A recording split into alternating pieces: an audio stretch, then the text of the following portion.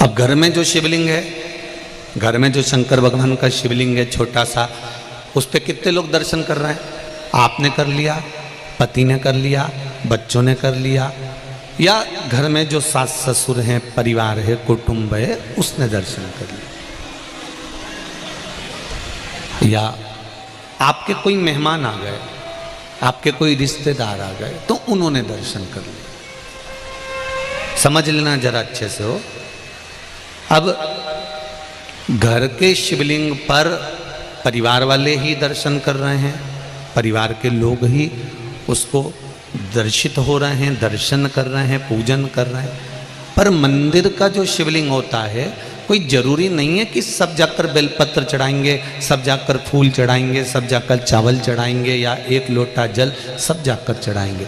अगर मंदिर का दरवाजा खुला हुआ है और मंदिर के बाहर से भी कोई निकल कर जा रहा है, मंदिर उसको मालूम है कि यहाँ मंदिर है, और उसकी ये मुख, उसका ये चेहरा मंदिर की ओर भी मुड़ गया। भले गाड़ी चढ़ा रहा था, गाड़ी चलते हुए जा रही थी, भले उसको शिवलिंग दिखा ना दिखा, पर उसका चेहरा मंदिर की ओर मुड़ा, तो उसकी दृष्टि का प्रसाद भगवान को चढ़ चुका था, भगवान उसको स्वीकार कर चुका है।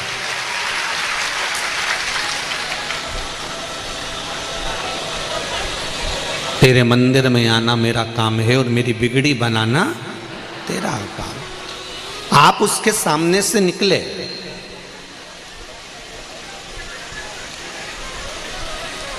आप उसकी चौखट पे से निकले और उसके सामने उसकी चौखट से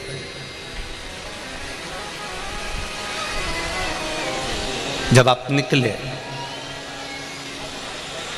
तो मात्र आपका मुख घूमा और उसने आपकी भक्ति को स्वीकार कर लिया।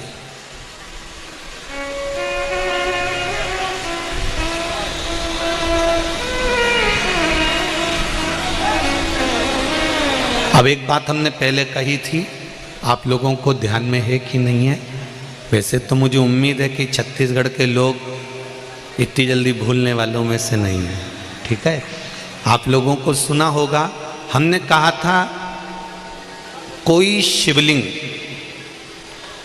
जंगल में हो, एकांत में हो, जहां कोई नहीं जाता हो। बोला था कि नहीं बोला था? जहां कोई ना जाए, केवल शिवलिंग है, वहां कोई जाता ही नहीं है, वहां कोई पहुंचता ही नहीं है। और आप वहां से निकल कर जा रहे हैं और आपने वहां पर एक लोटा जल समर्पित कर दिया, या वहाँ सफाई कर दी, या वहाँ भगवान की पूजन कर ली, तो वो अधिक फलदायी होता है। उसका कारण क्या है? लिंग पुराण कहती है, घर में जो शिवलिंग है उस शिवलिंग से ज्यादा बलवान होता है मंदिर का शिवलिंग। मंदिर के शिवलिंग से ज्यादा बलवान होता है तीर्थ क्षेत्र का शिवलिंग। तीर्थ क्षेत्र के शिवलिंग से ज्यादा बलवान होता है किसी नदी, सरोवर, तालाब, कुंड के पास का शिवलिंग।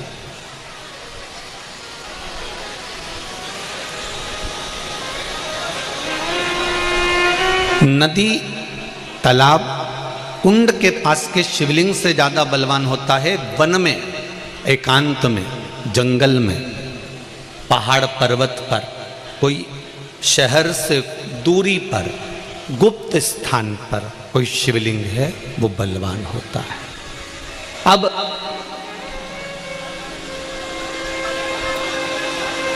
उस शिवलिंग के पास में जाकर आपने भूल से भी एक लोटा जल चढ़ा दिया, या कोई थोड़ा सा कपड़ा उतार कर आपने वहाँ थोड़ी सी सेवा कर दी, तो उसका फल तो 1000 लाख गुना तो मिला।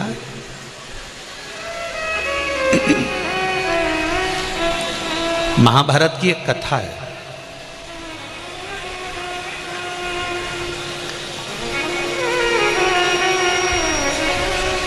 इसका प्रसंग महाभारत की कथा में भी मिलेगा और नरसिंह पुराण में भी मिलेगा।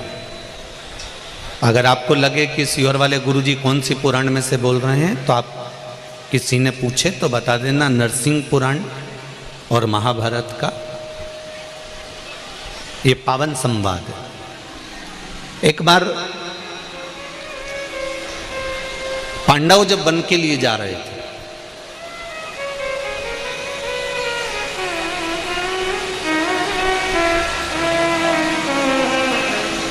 और पांडव जब वन के लिए जा रहे हैं, पांडव वन की ओर प्रवेश कर रहे हैं, कुछ दिन पांडवों को मन में घूमते घूमते निकल गए।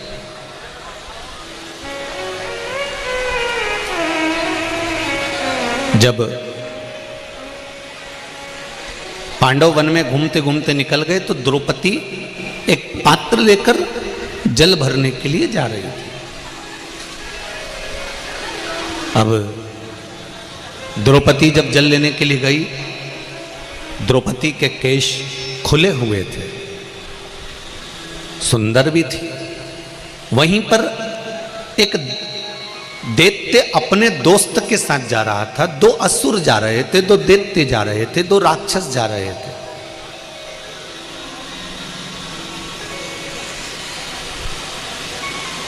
उसमें एक दैत्य जो मूल था उसका नाम था बहुरोमा। क्या नाम है? जम के बोलो जरा। बहुरोमा, जो बड़ा बलवान था और इतना बल था उसके अंदर, और बल के साथ में उसमें एक माया ऐसी थी कि वो अपने स्वरूप को बदल सकता था, अपने चेहरे को, अपने स्वरूप को वो बदल सकता था।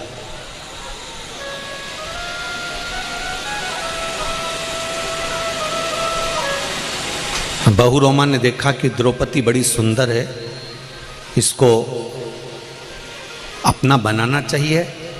तो बहुरोमा ने उसी समय पर चाल चली और ऋषियों का रूप रख लिया, और ऋषियों का रूप रखकर वो दोनों दैत्य, दोनों असुर पांडवों के पास पहुंच गए। पांडव वन में घूम रहे थे, जहां द्रौपदी जल भरने के लिए गई थी। पांडव उसी मार्ग की ओर आ रहे थे, और इतने में दोनों दैत्यों ने विचार करा कि अपन ऋषि का रूप रखकर, मुनि का रूप रखकर, साधु का रूप रखकर, संत का रूप रखकर इनका मार्ग भटका देते। बहुत अच्छे से समझना, दुनिया में कई आपको ऐसे मिलेंगे जो अंदर से तो असुर हैं, राक्षस प्रवृत्ति उनके अंदर भरी है, पर बाहर से उनका जो स्वरूप है वो मुनि का बनाए हुए है, वो तपस्वी का बनाए हुए, वो साधु का बनाए हुए।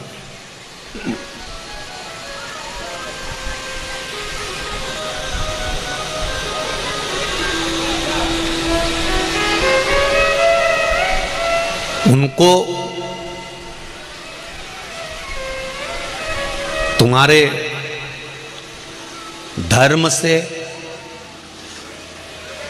कर्म से कोई मतलब नहीं है, उनको केवल तुम्हारे धन से मतलब है।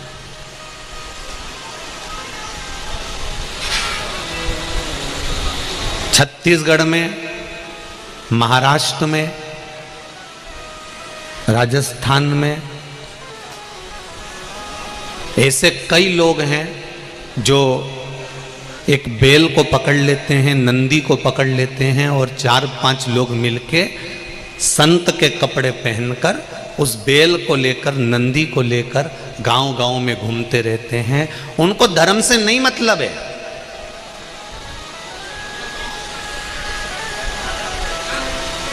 उनको सत्कर्म से मतलब नहीं है, वो ना जाने किस धर्म के हैं,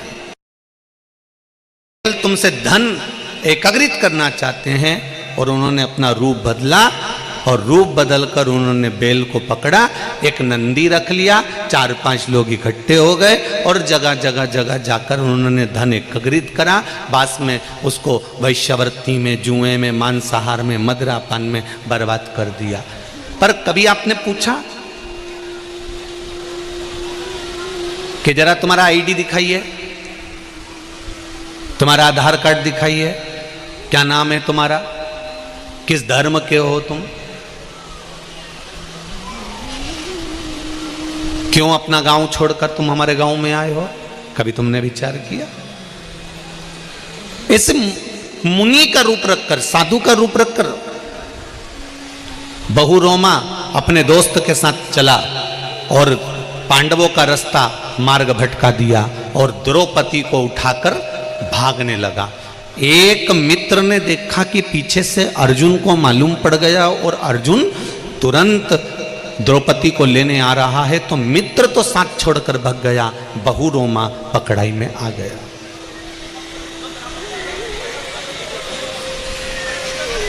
दैत्य बहुरोमा पकड़ाई में आया और जैसे ही दैत्य बहुरोमा पकड़ाई में आया और पकड़ाई में आते से ही अर्जुन ने उसको पकड़ा।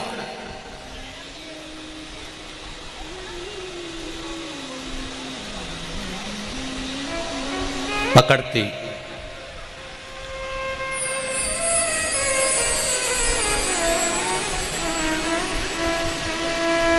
अर्जुन ने तलवार निकाली और बहुरोमा दैत्य को मारने के लिए तलवार को उठाकर बस मारने ही वाला था। इतनी देर में बहुरोमा भगवान विष्णु के रूप, 4 हाथ और भगवान नारायण जैसा रूप धारण कर कर सामने खड़ा हो गया।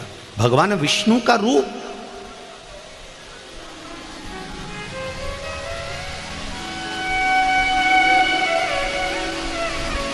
चार हाथ। अर्जुन, नकुल, सहदेव, भीम, युधिष्ठिर सबने पूछा तुम कौन हो? तुमने तो भगवान विष्णु का रूप रख लिया, भगवान नारायण का रूप रख लिया, बड़े सुंदर दिख रहे हो, बैकुंठ अधिपति जैसे दिख रहे हो, भगवान विष्णु का रूप तुमने रख लिया, तुम कौन हो? भगवान विष्णु हो? उसने कहा नहीं, मैं भगवान विष्णु नहीं, मैं भगवान विष्णु नहीं हूं। तो तुम हो कौन? उसने कहा मैं एक, मेरे पूर्व समय की 2 कथाएं, एक मैं राजा बना और दूसरा मैं बहुरोमा दैत्य बना, इसकी 2 कथाएं मैं आपको सुनाना चाहता हूं। अर्जुन ने कहा बोलो क्या बताना चाहते हो? महाराज, मैं पूर्व जन्म में चंद्रवंशी राजा था, मेरा नाम जयध्वज था।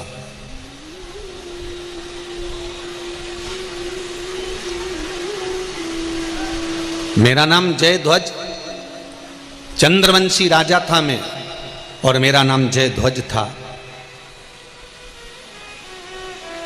मेरा नियम था, मैं भगवान के मंदिर में जाकर झाड़ू लगाता था, पानी सींचकर एक वस्त्र उठाकर पोछा लगाता था, थोड़ा सा लीपन करता था। नरसिंह पुराण की यह कथा कह रही है, महाभारत का ये चरित्र कह रहा है, बहुरोमा अपनी कथा कहते हुए कह रहा है कि मैं चंद्रवंशी राजा और मेरा नाम जयध्वज है। मैं भगवान के मंदिर में जाकर झाड़ू लगाता था, बुआरी लगाता था, सामान उठाता था, भगवान के मंदिर में कचरा पड़ा रहता था उसको उठा देता था, मंदिर की दीवालों को साफ कर देता था। मुझे देख देख कर वहां मंदिर का जो पंडित था वो मुझे देखकर हंसता था।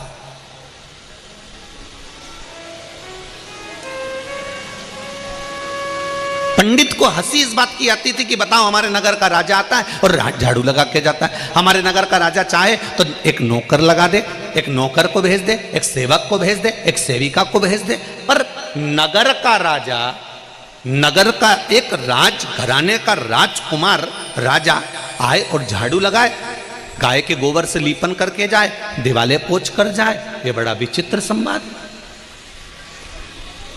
जो लोग 16 सोमवार का व्रत करते हैं, संकट सोमवार का व्रत करते हैं, 16 सोमवार करते हैं, उन लोगों ने कथा चित्तवृत्ति में उतार कर रखी होगी कि रानी को कहा गया था कि पूजन का सामान भेज दो, पूजन का सामान ले आओ, और रानी ने वो पूजन का सामान अपनी दासी के हाथ से भेज दिया था, तो रानी को दर दर ठोकर खाना पड़ी थी। वो लोग सुनी कथा की नहीं सुनी? किस किस ने सुनी, जरा हाथ उठाओ जरा। 16 सोमवार की सुनी है ना? हाँ धर लो, बहुत बढ़िया। 16 सोमवार की कथा में आता है कि रानी से राजा ने कहा था कि मैं शंकर भगवान की आराधना कर रहा हूँ, मैं शिव जी का पूजन कर रहा हूँ, मैं शंकर भगवान की आराधना करने बैठा हूँ, मैं शिव तत्व को पूजने बैठा हूँ, मैं शंकर भगवान का अभिषेक करने बैठा हूँ, मैं शंकर का स्मरण करने बैठा हूँ। रानी तुम ये थोड़ा सा सामान है मुझे ला कर दे दो। रानी अपनी दासी के हाथ, नौकरानी के हाथ, सेविका के हाथ भेज देती है और सेविका उस सामान को रख देती है। सेविका ने सामान रख दिया, राजा ने पूजन भी कर दी, पर दुख किसको भोगना पड़ा? राजा को भोगना पड़ा? नहीं। नौकरानी को भोगना पड़ा? नहीं। सेविका को भोगना पड़ा? नहीं। दुख उस राजकुमारी को, उस रानी को भोगना पड़ा जिसने नौकरानी के हाथ से सामग्री भेजी।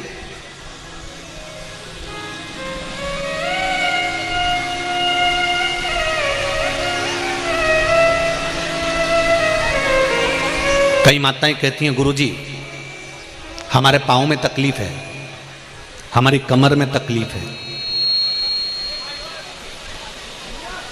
हमने कहा बेलपत्री खाओ। हम मंदिर तक नहीं जा सकते गुरुजी, बहुत तकलीफ है। एक बार तो मंदिर तक जाओ और देव अधिदेव महादेव से कहकर आओ, बाबा शरीर में बहुत कष्ट है, मैं रोज रोज कैसे आऊं? एक बेलपत्र तू मुझको ऐसी दे दे औषधि बनाकर कि मैं रोज तेरे मंदिर पर दौड़ दौड़ कर आऊं, फिर बुलाए ना बुलाए ये उसकी मर्जी। पर तुम पहले से ही आलसी बन गए, पहले से तुम तो आलसी बन गए, मेरे शरीर से नहीं बनेगा, मंदिर जाते नहीं बनेगा। और अगर तुम्हारी बहन के लड़के की शादी होए तो फिर तो क्या कहती है, जाना तो पड़ेगा। अब रिश्तेदारी में बहन के छोरे की शादी नहीं जाऊंगी तो उसको बुरा लग जाएगा, मेरी एक ही तो बहन है।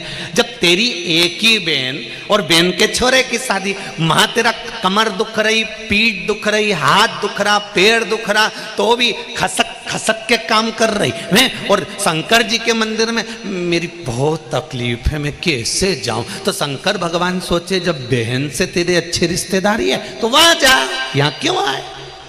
संबंध देखा जाता है। अगर तकलीफ है तो पहली बार आप शंकर जी के मंदिर में जाओ और उससे विनती कर कर आओ, बाबा मुझे ये तकलीफ है, मुझे ये कष्ट है, मैं रोज रोज कैसे आऊं, पर तू एक औषधि मुझे ऐसी दे दे कि मैं ठीक हो जाऊं और दौड़ दौड़ के तेरे मंदिर आऊं। तो बाबा खींच खींच कर बुलाना प्रारंभ कर देता है।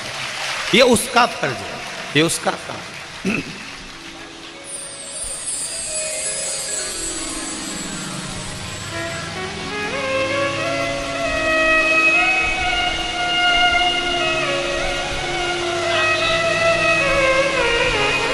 तेरे मंदिर में आना मेरा काम है और मेरी बिगड़ी बनाना तेरा काम है। बहुरोमा कह रहा है कि मैं चंद्रवंशी राजा जय ध्वज हूं। मंदिर में झाड़ू लगाता था, पोछा लगाता था, सफाई करता था। पंडित जी मुझे देखकर हंसते थे, मुझसे कहते थे महाराज आप क्यों झाड़ू लगाते हो, क्यों पोछा लगाते हो, किस लिए लगा रहे हो, क्यों लगा? आप लोग लगाते हो मंदिर में जाके? बोलो तो जम के, लगाते हो? मंदिर में जाओ शंकर जी के तो जितनी गंदगी पड़ी हो, कुछ सामान ममान पड़ा हो तो उसको उठाकर साफ करके रख दो। तांबे के लोटे रखे हैं, घर से थोड़ा सा पाउडर लेकर जाओ, उसको मांझ कर धोकर रख दो। आपने तांबे के बर्तन को साफ कर कर रख दिया, कोई आया उसने उठाकर जल चढ़ाया, आपके द्वारा साफ किए बर्तन से अगर कोई जल चढ़ाएगा, जब तक वो लोटा फिर से काला नहीं होगा तब तक जल चढ़ेगा, तब तक तुम्हारे हिस्से में आएगा। साफ कर दो।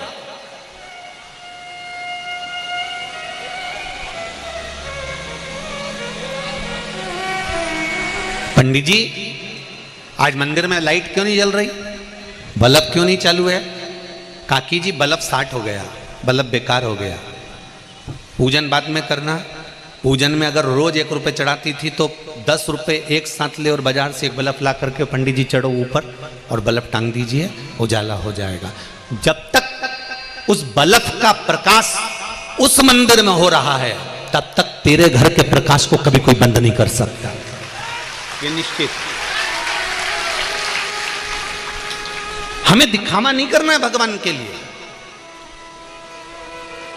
कोई हमसे कहेगा तो हम बल्ब लगाएंगे, कोई हमसे कहेगा तो हम मंदिर की पुताई करवाएंगे, कोई हमसे कहेगा तो हम फर्श लगवाएंगे, कोई हमसे कहेगा तो हम ये काम करेंगे।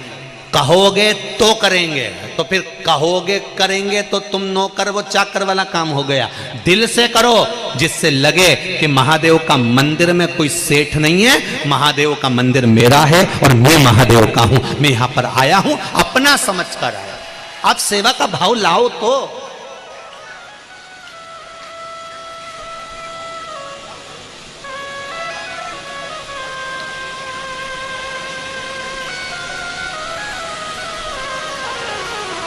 चार हाथ वाले भगवान की सेवा और दो हाथ वाले गुरु की सेवा बड़ी मुश्किल से मिलती है जी। चार हाथ वाले नारायण की सेवा, भगवान की सेवा, भोलेनाथ की सेवा और दो हाथ वाले गुरु की सेवा बड़ी मुश्किल से मिलती है।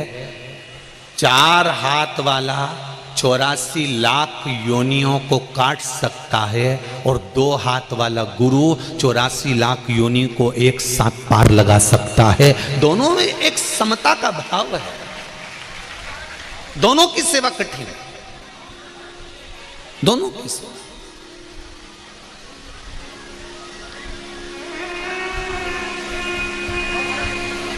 बड़ी कठिन, बड़ा कठिन प्रसंग।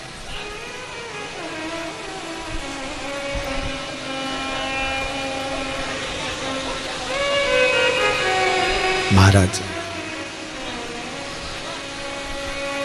बहु रोमा ने कहा, मैं पूर्व का चंद्रवंशी राजा जयध्वज हूं, मंदिर में झाड़ू लगाता हूं, पोछा लगाता हूं, सेवा करता हूं, चाकरी करता हूं। एक दिन पंडित जी मेरे पर हंसे और फिर पंडित जी ने थोड़े दिन तक तो मुझ पर हंसा, फिर हंसना बंद कर दिया। पंडित जी ने फिर एक प्रश्न मेरे सामने रख दिया, एक प्रश्न पंडित जी ने मेरे सामने रखा। नरसिंह पुराण का ये चरित्र कहता है, पंडित जी ने प्रश्न करा, महाराज आप जो रोज झाड़ू लगाते हो, रोज पोछा लगाते हो, रोज सफाई करते हो, कचरा उठाते हो, इसके करने से कोई फल प्राप्त होता है क्या?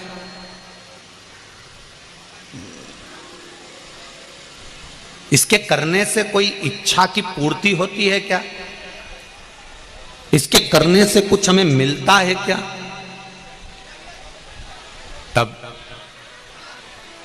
उसी समय पर राजा जयध्वज ने कहा, ब्राह्मण देवता, इस झाड़ू को लगाने से, इस पोछे को लगाने से, इस सफाई को करने से, इस कचरे को उठाने से क्या फल मिला, मैं आपको बताना चाहता हूं ब्राह्मण देवता। मैं पहले रेवत ब्राह्मण था। ब्राह्मणों में भी एक ब्राह्मण ऐसा होता है जिस ब्राह्मण को पूजन का अधिकार, कहीं कर्मकांड करने का अधिकार, यज्ञ कराने का अधिकार, पूजन करने का अधिकार, अनुष्ठान करने का अधिकार नहीं होता। पूर्व समय में मैं रेवत ब्राह्मण था। पंडित जी, मैं रेवत ब्राह्मण, पर मैंने यज्ञ भी करा, मैंने अनुष्ठान भी करा, मैंने जजमानों के घर पर जाकर भोजन ग्रहण भी करा, मैंने खूब अपने दम पर, अपने बल पर मैंने खूब यज्ञ अनुष्ठान करे। अगर कोई मेरे पर उंगली उठाता था, मैं उस पर भी अपशब्द कहता था। पूर्व समय में मैं रेवत ब्राह्मण था। मैं यज्ञ करता, कर्मकांड करता, पूजन करता। मुझसे लोग कहते कि तुम यज्ञ मत करो, तुम अनुष्ठान मत करो, क्योंकि तुम रेवत हो, तुम्हें ये करना नहीं चाहिए। तुम्हें तो वानप्रस्थ जीवन जीकर या किसी मंदिर में केवल सेवा चाकरी करना चाहिए।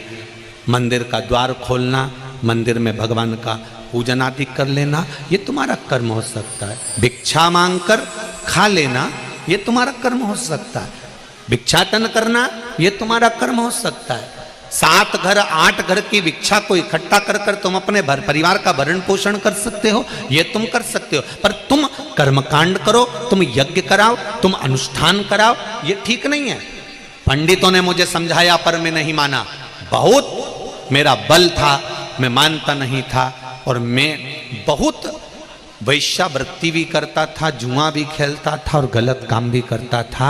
जिनके यहाँ मैं यज्ञ कराने जाता था, अनुष्ठान करने जाता था, वहां से थोड़ा ना थोड़ा सामान अधिकता में लेकर आ जाता था। अपने परिवार के लिए बहुत मेहनत किया। एक बार मैं पूजन करा कर आ रहा था और पूजन करा कर आते आते रास्ते में एक सुंदर ब्राह्मणी दिखी।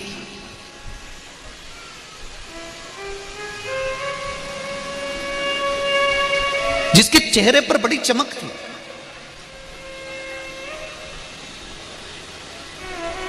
बड़ी सुंदर थी वो।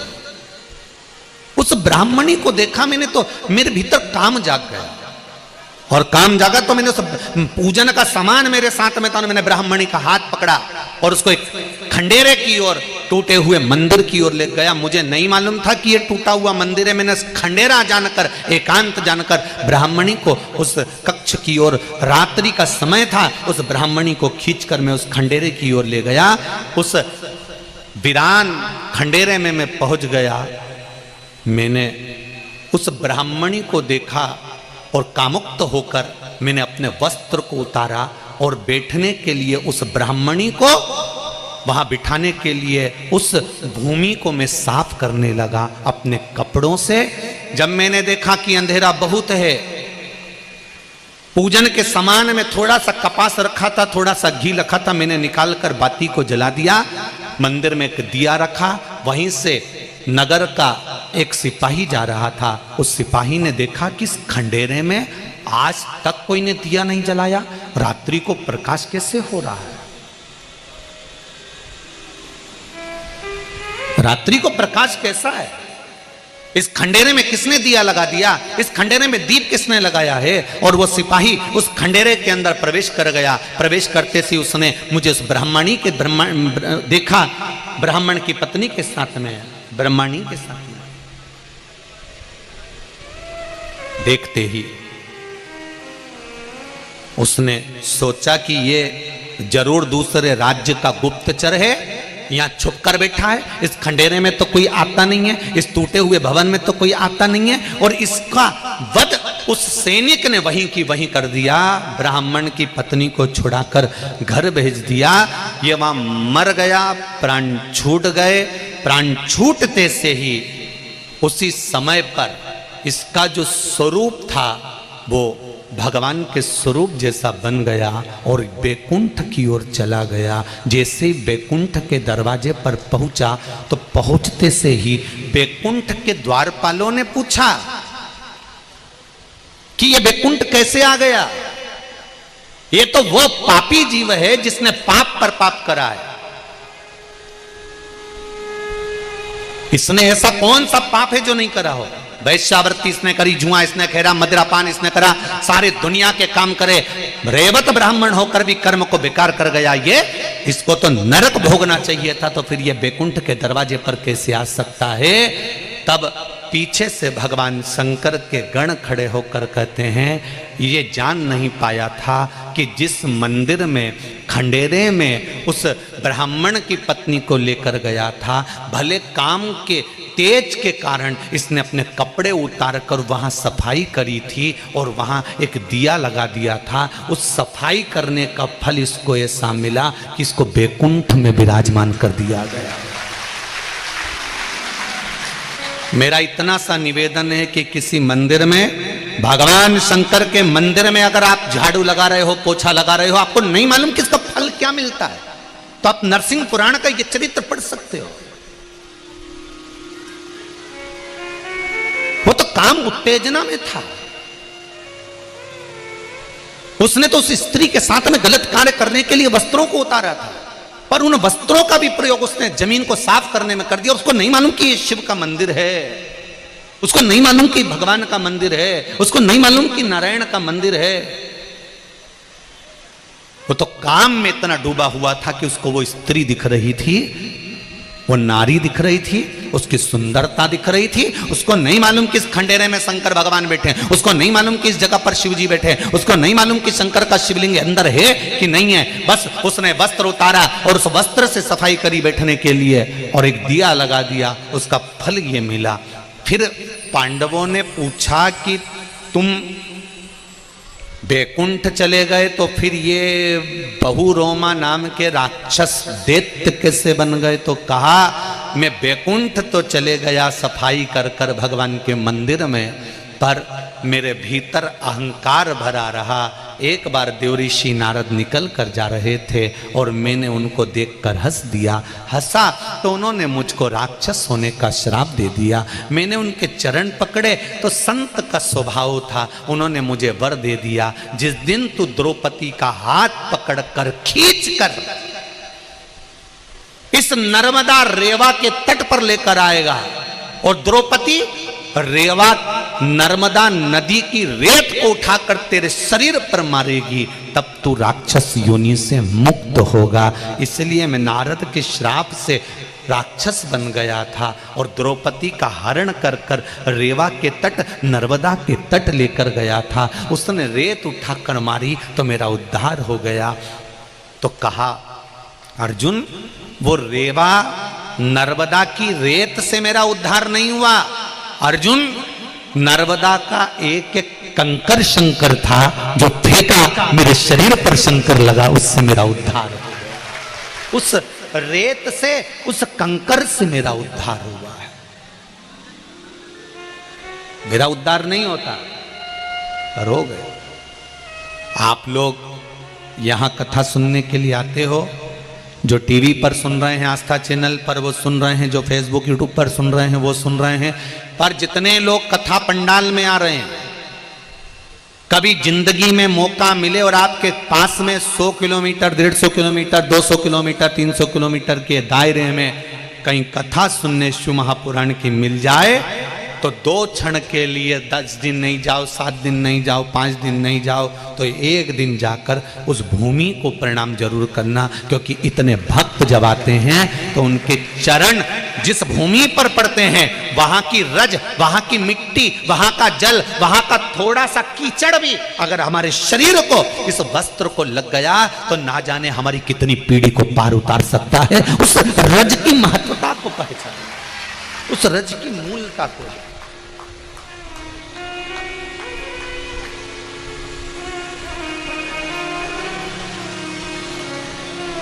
पूरा पंडाल, लाखों लाखों लोग इस कथा को इस पंडाल में सुन रहे हैं।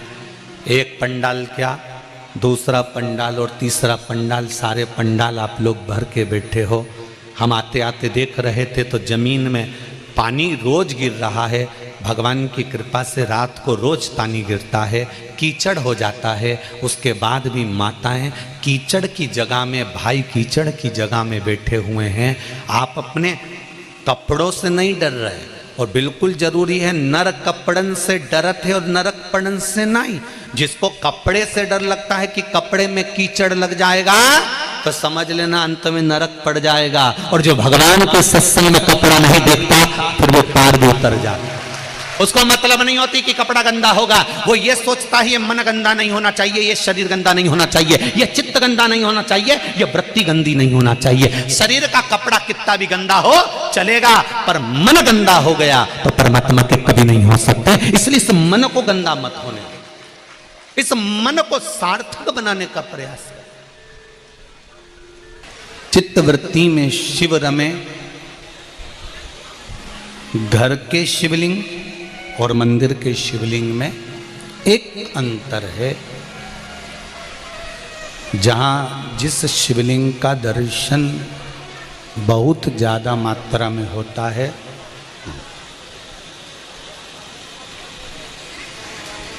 उसमें सिद्धता बढ़ती चली जाती है।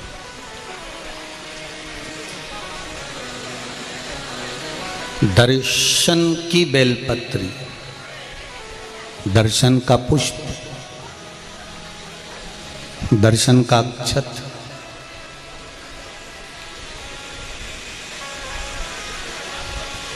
ये शिव को समर्पित होते चले जाते, भगवान शंकर को समर्पित। आपको पहले भी कथा में कहा, फिर कह रहा, मंदिर जाओ केवल दिखावे के लिए नहीं जाना है कि हम मंदिर में आए हैं।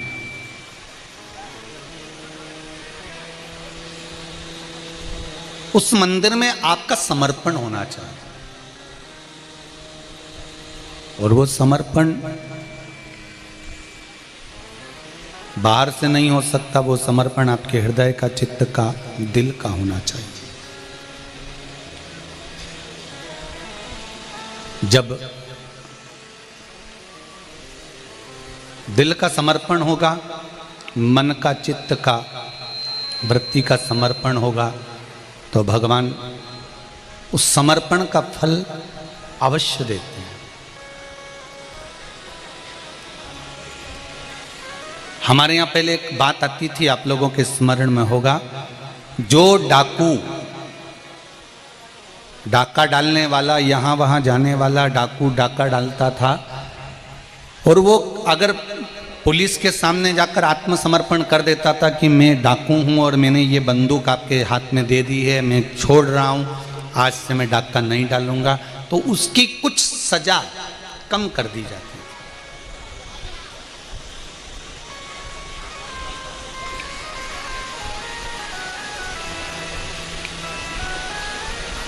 यही की यही भक्त के लिए, यही की यही भक्तों के लिए। केवल बोल देने से तन मन धन सब कुछ तेरा, स्वामी सब कुछ है तेरा, तेरा तुझको अर्पण, प्रभु का प्रभु को समर्पण, क्या लागे मेरा। ओम जय जगदीश हरे। इस मन को समझाकर, इस चित्त को समझाकर, इस वृत्ति को समझाकर भगवान की शरणागति में समर्पण होना चाहिए।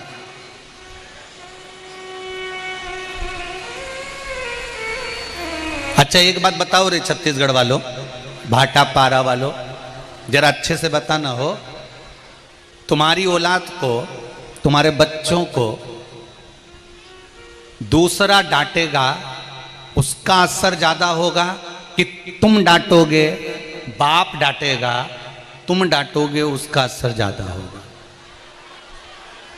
कौन डांटेगा?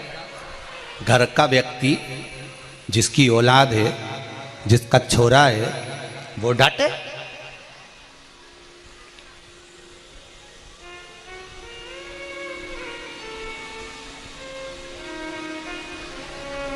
जिस दिन तुमने ये प्रसंग समझ लिया ना कि अपनी औलाद को डांटने का असर अपना ज्यादा पड़ता है, और अच्छा दूसरा डांटता है ना तो बुरा भी लगता है। बोलो सही है कि गाली? जरा सा जेठानी ने या देवरानी ने या ननन ने तुम्हारी औलाद को कुछ कह दिया तो फिर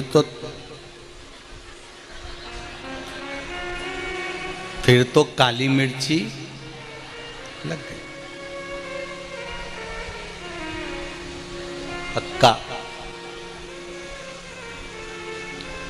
तुम्हारे बच्चे को कोई दूसरा डांटेगा ना तो तुमको अच्छा नहीं लगेगा, पर तुम्हारे बच्चे को दूसरा डांटेगा उसका कोई असर बच्चे पर नहीं पड़ेगा।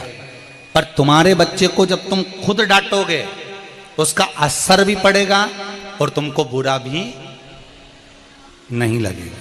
उसी तरह अपने इस मन को, इस आत्मा को, इस चित्त को, इस वृत्ति को, इस मन को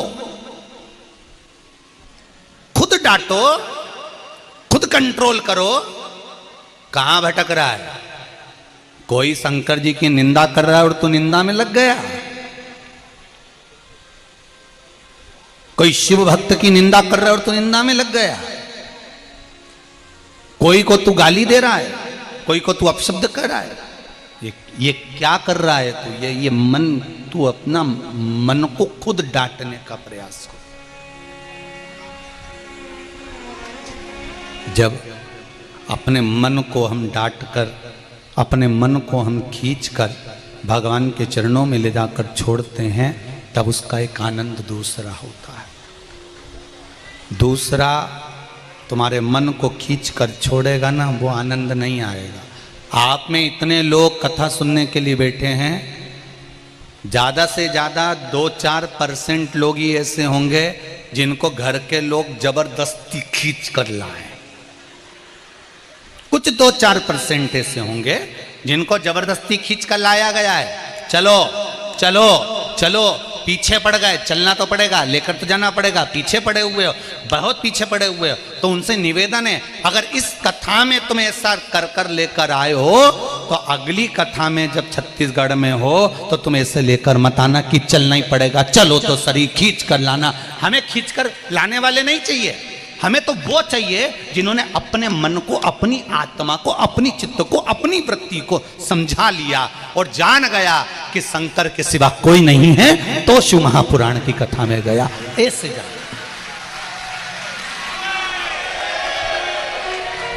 अपनी औलाद को खुद डांटो, अपने मन को खुद स्थिर रखो। दूसरा कहे कि एक लोटा पानी चढ़ाने जाओ, मन लगी नहीं रिया, जाके करोगे क्या? बेटे की 4 ट्यूशन लगा दी, टीचर आ रहे हैं, 500 रुपये महीना ले रहे हैं, 1000 रुपये महीना ले रहा है, 4 टीचर आ रहे हैं और तुम्हारी औलाद का मन पेंसिल की नोक करने में लगा है। बताओ बेटा, और टीचर भी कह भी रहे हैं, लिखो टूट गई।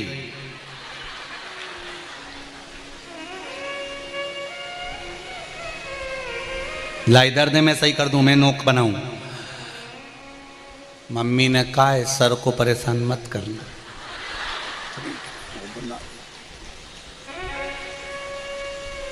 फिर टीचर ने 2 धड़के दिया, आधे घंटे तक रोता ही दिया। अब लिख ले,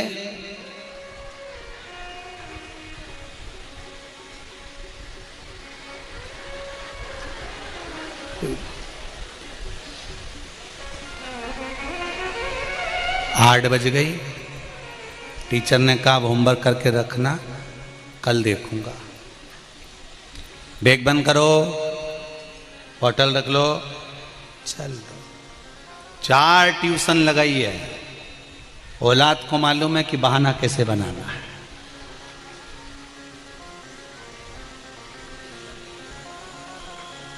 अब टीचर मार भी नहीं सकता, कुछ बोल भी नहीं सकता, और इस जगह पर 4 टीचर की जगह खुद घर की मां पढ़ाने बैठी। फिर देखो, पढ़ रहा है उतनी देर में तो ना पेंसिल में नोक ना रोए, क्योंकि रोए तो और धोए, फिर तो वो लिखे, आ से अनार, बा से बकरी, का से कबूतर, खा से खरगोश, गा से गप्पू,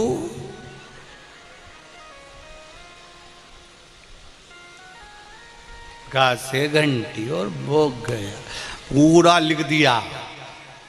तो टीचरों से कहा सर तुम पढ़ाते नहीं हो बच्चों को? पढ़ाते तो फिर ये कुछ लिखता क्यों नहीं है? पता नहीं भाभी जी आप पढ़ाती हो, जब तो पढ़ लेते, हम तो 4 टीचर लगे रहते, पढ़ते ही नहीं। स्कूल में भी बैठा रहता, बैग ही नहीं खोलता, बस खाने के सामान निकालते अंदर चढ़ता रहता। हम तो खुद परेशान है, इतने टीचर इसको संभाल रहे हैं, सबसे आगे की टेबल पे बिठा रहे हैं, पर इसका मन क्यों नहीं लगता? और तुम पढ़ाती हो तो पढ़ जाता है, तुम करती हो तो कर जाता है। तो सास ने कह दिया बेटा ये किसी से पढ़ने वाला नहीं है, एक काम कर, घर के 4 काम दूसरे कर लेंगे, तू इसको पढ़ा ले। तब तो बहू ने मन में सोचा, तुम मम्मी ठीक है, तो इतने में सास ने कह दिया कि एक काम करा कर, दोपहर के समय में जैसे छोरा आए तो तू काम छोड़ दिया कर, तू पढ़ाने बैठ जाया कर। अपनी औलाद को अपन साधेंगे, अपनी औलाद को अपन मारेंगे, अपनी औलाद को अपन खींच कर जहां ला सकते हो वहां ले जाकर छोड़ सकते हो। उसी तरह इस मन को दूसरे के कहने पर मत चलना कि एक लोटा पानी चढ़ाने जाओ, सियोर वाला महाराज बोल रहा है, बिल्कुल मत जाओ जब तक तुम्हारा दिल ना करे, मन लगे कि हाँ जाऊंगा और मुझे मेरा भोलानाथ मिलेगा, निश्चित है तो जाओ, नहीं तो मत जाओ। फालतू का टाइम बर्बाद मत करो, समय बेकार नहीं करना, अपन को बहुत कीमती समय दादा, इसको बर्बाद नहीं करना। मन करे तो जा, चित्त को, मन को, वृत्ति को खींचो। ये मन बड़ा चंचल है, कैसे तेरा भजन करूं, जितना इसे समझाऊं उतना ही मचलता है। ये मन मचलता है, आप इसको सत्संग में लेकर जाओ, ये भोजन में चले जाता है। इस मन को खींचना पड़ेगा।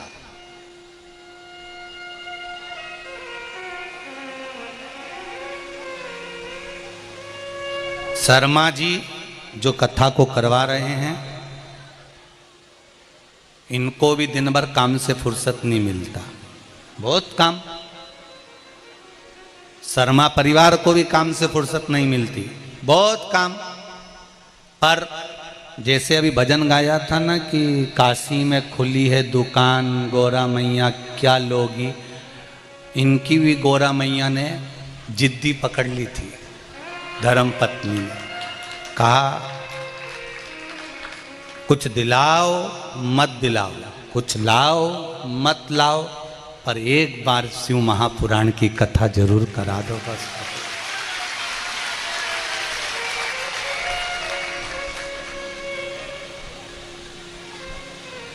मैं धन्यवाद दूंगा आदरणीय नेहा भाभी जी को कि उन्होंने अपने चित्त में, वृत्ति में शिव पुराण को भरा, तो और भरा तो अकेले के लिए नहीं, शर्मा परिवार में अभी तक शिव पुराण नहीं होगी, 71 पीढ़ी को तार दिया एक शिव महापुराण की कथा करवा। धन्य है, भाटा पारा के लोग धन्य हैं। आपको प्रणाम करता हूं, आपके चरणों को नमन करता हूं। इतनी पवित्र भूमि पर रह रहे हो, जिस पवित्र भूमि पर शंकर भगवान की कथा श्रावण महीने में सुनने को मिल रही है, धन्य है। और जितने श्रोता भाई बहन आए हैं, इनको कोटि कोटि धन्यवाद देता हूं कि आपकी किस्मत, आपके भाग्य का क्या सराहना करूं। घर जाके नजर उतरवा लेना कि शिव ने कृपा करी है, शंकर ने करुणा करी है, शंकर ने दया करी है, तो अपन शिव महापुराण की कथा को श्रवण कर रहे हैं, ये उसकी कृपा से हुआ।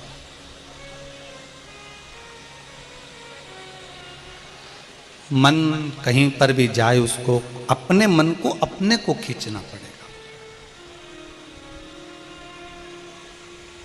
कल कथा चल रही थी, उसमें वर्णन करा था कि शंकर भगवान और माता पार्वती के मध्य में ज्योति प्रकट हुई और उस ज्योति को भूम नाम का दैत्य परेशान करने लगा, तो मंगल विवाह करा ज्योति का।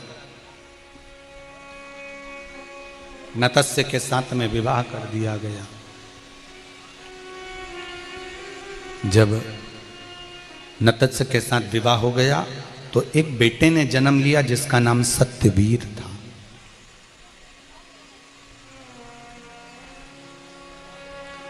शंकर भगवान को ज्योतिर्लिंग कहा जाता है। जहाँ माता जी का मंदिर होता है, देवी का मंदिर होता है, वहाँ शक्ति पीठ होता है। ज्योति वहाँ निश्चित निर्मल चित्त से, आनंद से वहाँ निर्मित रहती है, वहाँ विराजमान रहती है। ज्योति वहाँ है।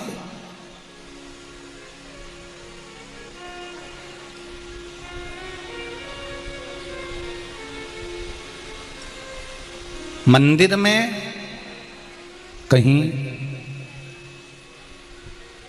कल कथा में कहा था, अखंड ज्योत अगर लगी हुई है और वहाँ अपना समर्पण थोड़ा सा हो जाए तो समझ लो कि अपने जीवन में कभी अंधेरा नहीं आ सकता, कभी अंधेरा नहीं आ सकता। ये जीवन का एक भाव बड़ा सुंदर है महाराज। दीपावली के दिन जो दिया लगाया जाता है, दीपमालिका लगाई जाती है। दिवाली के दिन बहुत सारे दियों को रखकर माता जी के सामने फिर उनको जगह जगह पर रखने जाते हैं। उसमें लाई, धान की लाई फूली, एक एक दाना, दो दो दाना उसमें पंडित जी डलवा देते हैं या आप लोग डाल लेते हैं। उसका कारण क्या है? क्या कारण? शिव और पार्वती ने इस ज्योति को अपनी पुत्री के रूप में माना।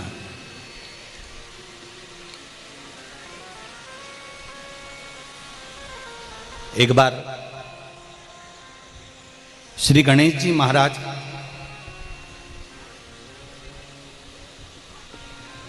भ्रमण करते करते अपनी माता पार्वती के नजदीक में आ जाते हैं, माता पार्वती के पास आ जाते हैं।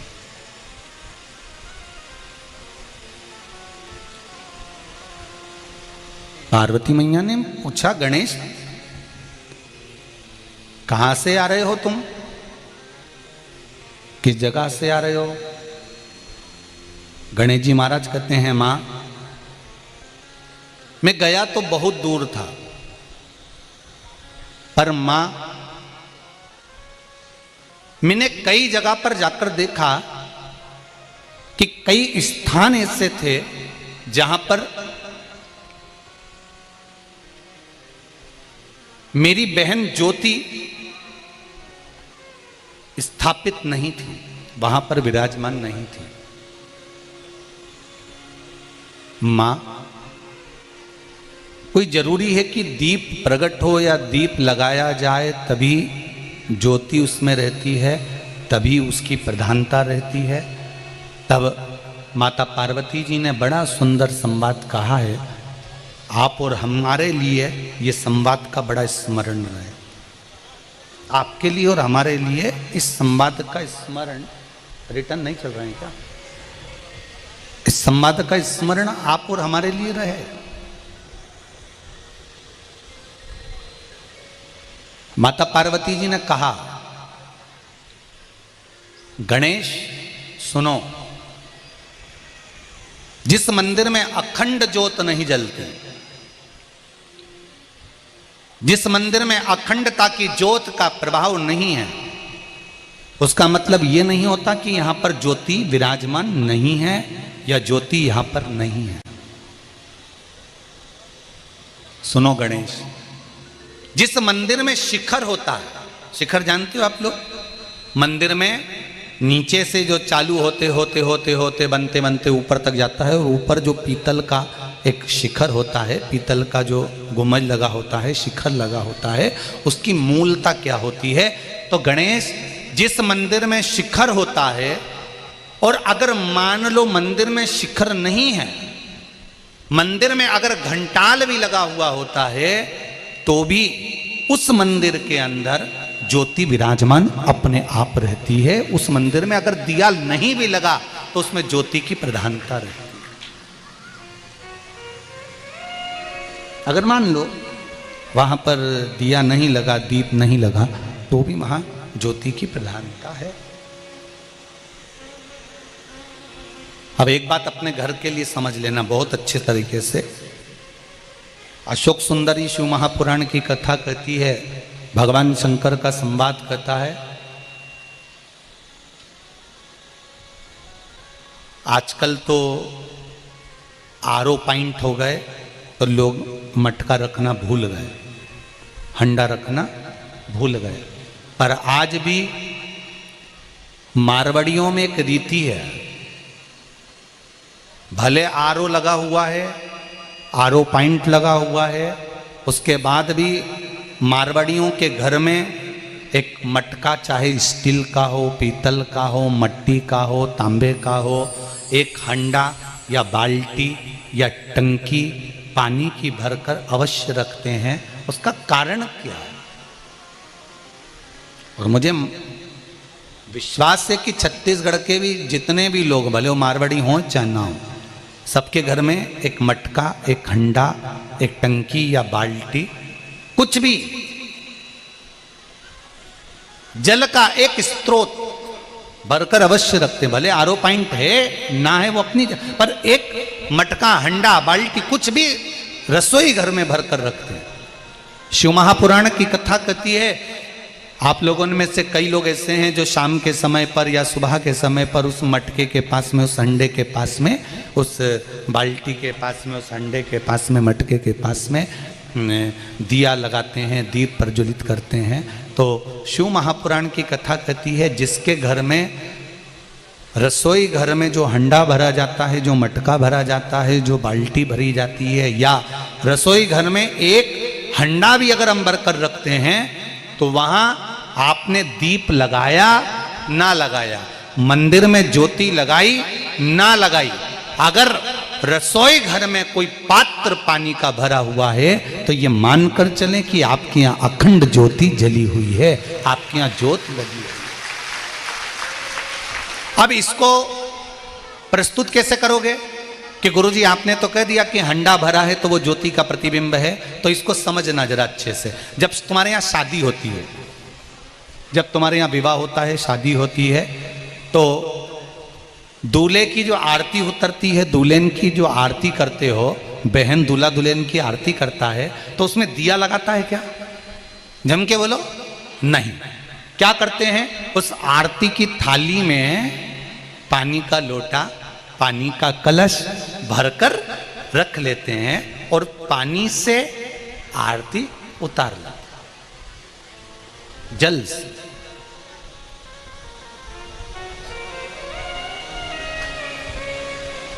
कई ब्राह्मण लोग, कर्मकांड कराने वाले चतुर विद्वान ब्राह्मण जब पूजन कराते हैं, तो एक चम्मच जल में उससे भी आरती करा देते हैं।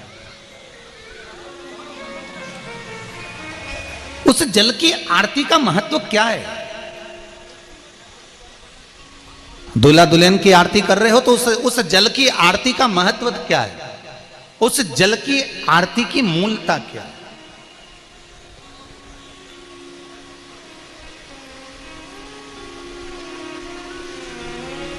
उसका महत्व क्या है? उसकी मूलता क्या है?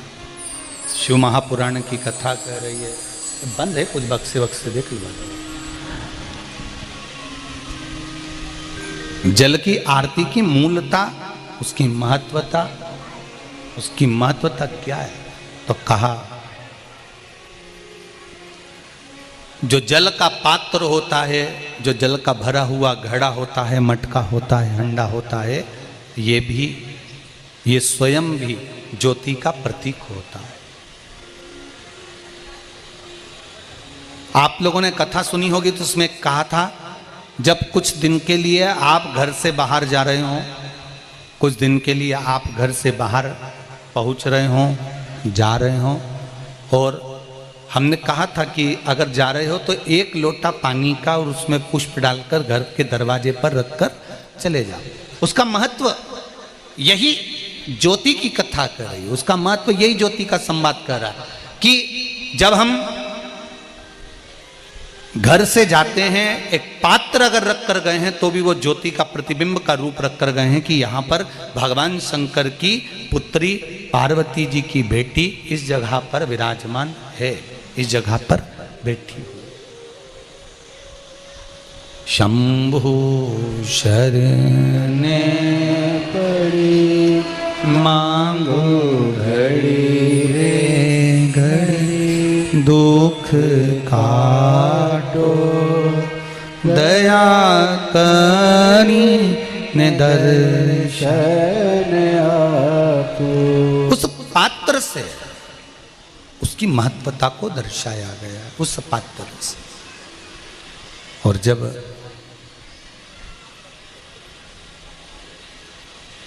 शिव महापुराण की कथा कर रही है,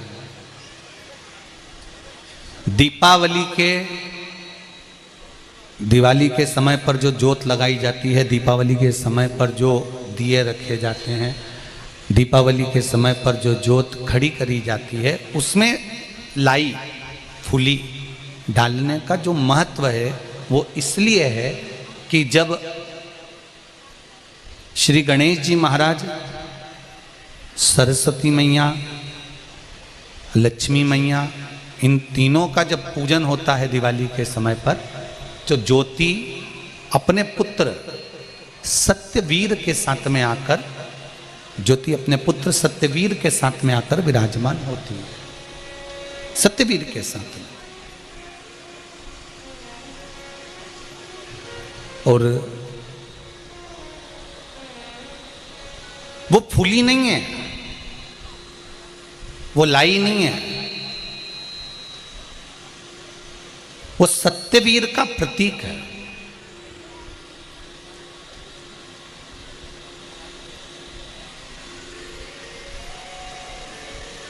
सत्यवीर का प्रतीक। जैसे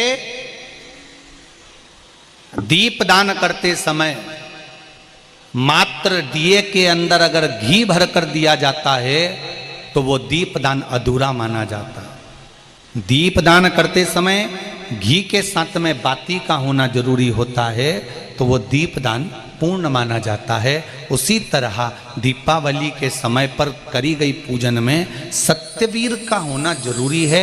एक लाई, एक फुली उस दीप के अंदर अगर डली होती है तो हमारे एक वर्ष कितनी लक्ष्मी यहां पर विराजमान होना है, कितनी लक्ष्मी आना है, उसका प्रमाण क्या होना है, ये सत्यवीर उस प्रमाण को देता है। उस प्रमाण को वो सत्यवीर देता है। शिव महापुराण की कथा कहती है, भगवान शंकर जो आनंद की राशि हैं, ब्रह्मा और विष्णु जिनको प्रकट कर कर लिंगायत रूप में प्रकट करते हैं, उन लिंगायत रूप में प्रकट हुए बाबा देव अधिदेव महादेव भगवान शंकर विराजमान होते हैं। तभी भगवान ब्रह्मा और भगवान विष्णु उस शिवलिंग के चरण और शीश ढूंढने के लिए जाते हैं।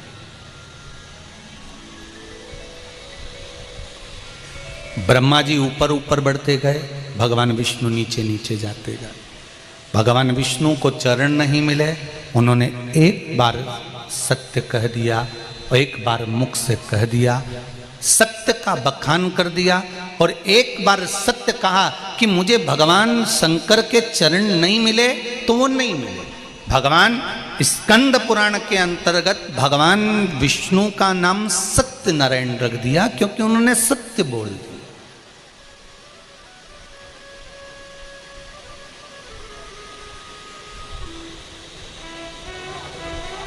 एक सत्य मुख से निकल गया तो वो सत्यनारायण हो। ब्रह्मा जी झूठ पर झूठ बोलते रहे, गौ माता से भी झूठ बुलवा दिया, केतकी के फूल से भी झूठ बुलवा दिया।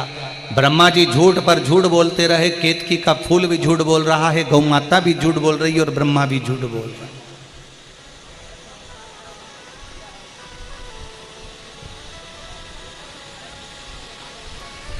सत्य को प्रमाण की जरूरत नहीं होती, पर झूठ को, असत्य को प्रमाण बार बार चाहिए रहता है। उसको बार बार प्रमाण देना पड़ता है। झूठ बोला है तो उसको प्रमाण चाहिए।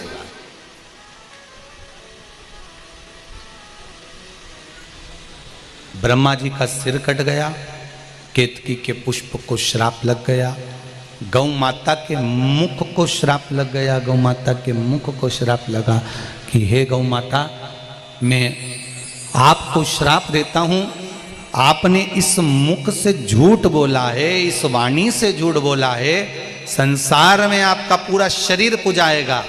गौ माता की पूंछ पुजाएगी, पीठ पुजाएगी, चरण पुजाएंगे, सींग पुजाएगा, मुख पुजाएगा, पर जिस मुख से गौ माता तुमने झूठ बोला है, तुम्हारा ये मुख आप पूज्य होगा। गौ माता तुम झूठ बोली। अब एक विचार करो जरा अच्छे से, सारे जितने लोग आस्था चैनल पर कथा सुन रहे हो, फेसबुक यूट्यूब पर सुन रहे हो, चाहे छत्तीसगढ़ की इस पावन धरा पर भाटापारा में बैठकर कथा सुन रहे हो, एक मन में विचार करिएगा, चित्तवृत्ति में विचार करिएगा कि गौ माता ने तो केवल एक झूठ बोला था और गौ माता का मुख आज तक अपवित्र माना गया कि उसने झूठ बोल दिया, असत्य बोल दिया।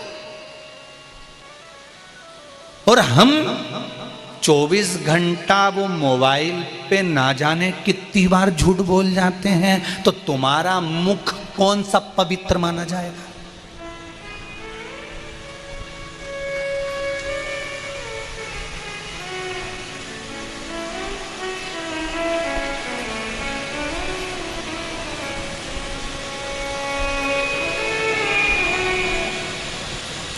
कितना पवित्र?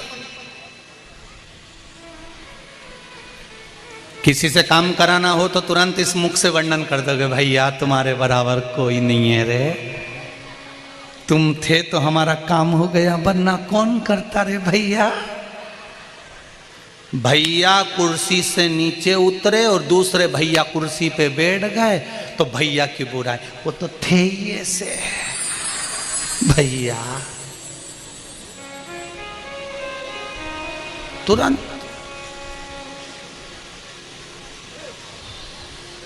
वारी दुनिया मतलब की दुनिया में किसी का कोई, संसार में कौन किसका।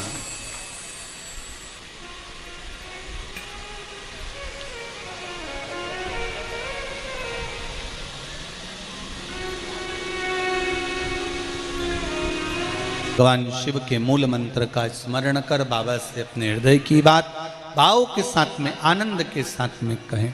श्री शिवाय नमस्तुभ्यं, श्री शिवाय नमस्तुभ्यं, श्री शिवाय नमस्तुभ्यं, श्री शिवाय नमस्तुभ्यं, श्री शिवाय नमस्तुभ्यं।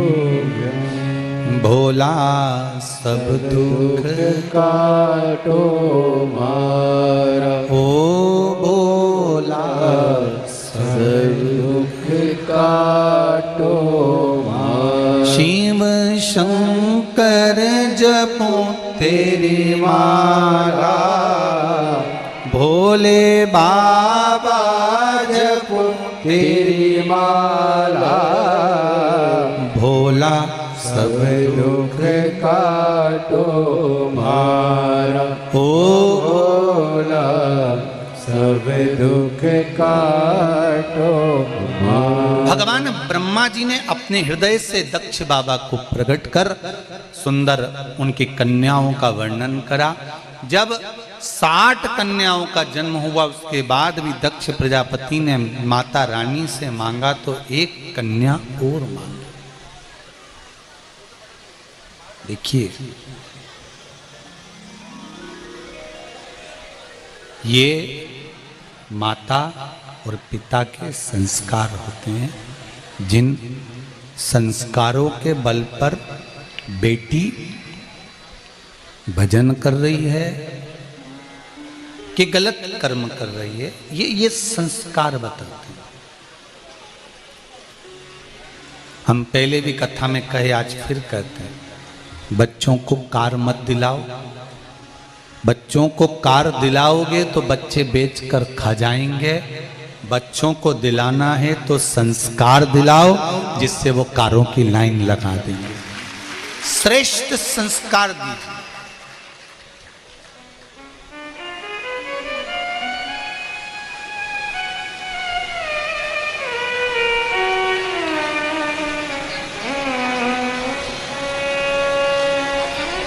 शर्मा जी कह रहे थे, गुरुजी कथा हम कराते कब कराते ये पता नहीं, पर हमारी धर्म पत्नी बोली कि कथा शिव जी की एक बार आप अवश्य करा दें।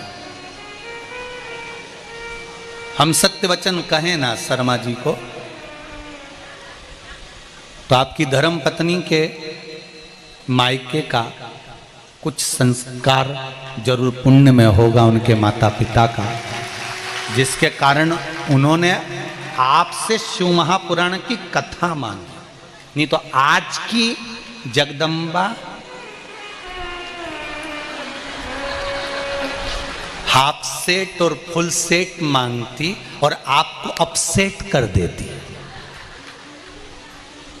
और इन्होंने ना हाफ सेट ना फुल सेट, इन्होंने तो दुनिया को जो सेट करता है वो शिव शंकर का पावन शिव महापुराण की कथा को मांगा है, कोई सहज नहीं।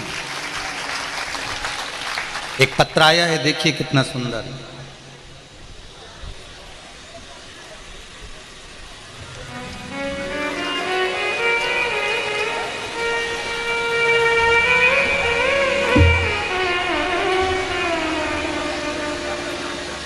मैं श्रीमती कीर्तिका,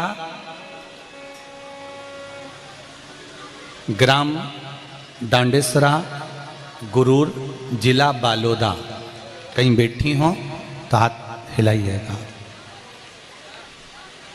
आप ही हैं? दोनों हाथ हिला दो एक बार। हर हर महादेव। बड़े प्रसन्न दिख रहे हो आप, बाबा देवाधिदेव महादेव की कृपा। गुरुदेव कहते हैं बच्चे अपने माँ बाप का कर्ज कभी नहीं चुका सकते, पर मेरी बेटी ने मुझे शिव पुराण कथा तक पहुंचाकर माँ के दूध का कर्ज चुका दिया, मुझे कथा में लेकर आई है। गुरुदेव में एक मानस मंडली बाबा की कृपा से चलाती हूँ। सुरुचि महिला मानस मंडली डांडेसरा बालोद से मंच में 1 घंटे का समय में मैं सनातन धर्म से बोलती भी हूँ और बाबा का वर्णन भी करती हूँ। शिव पुराण के माध्यम से हिंदू क्रांति जागी है। हमारा छत्तीसगढ़ भी पूर्ण तरह से सनातनी का भाव प्रकट करा है। गुरुदेव, मैं रोज मंदिर में जल चढ़ाती हूँ, मंदिर को फूलों से सजाती हूँ, झाड़ू लगाती हूँ, सफाई करती हूँ। पोछा झाड़ू के बाद ये करने से क्या क्या मिला है बता नहीं सकती गुरुदेव। कोई दुकान नहीं थी, कोई व्यापार नहीं था। झाड़ू पोछा लगाते लगाते मेरे बाबा ने मेरी एक दुकान खुलवा दी। दुकान तो खुलवाई, पर दुनिया वाले कह रहे थे कि ये नहीं चलेगी। गुरुदेव, जितनी तेज जो गाड़ी दौड़ती है उससे भी तेज मेरी दुकान बाबा दौड़ा रहा है। इससे ज्यादा और क्या चाहिए। सारे दुख मेरे बाबा ने मेरे हर लिए और खुशी की लहर कर दी। मैं बाबा को धन्यवाद देने आई हूँ। श्रीमती कीर्तिका जी बैठिए। श्री शिवाय। एक पत्र और बड़ा सुंदर आया।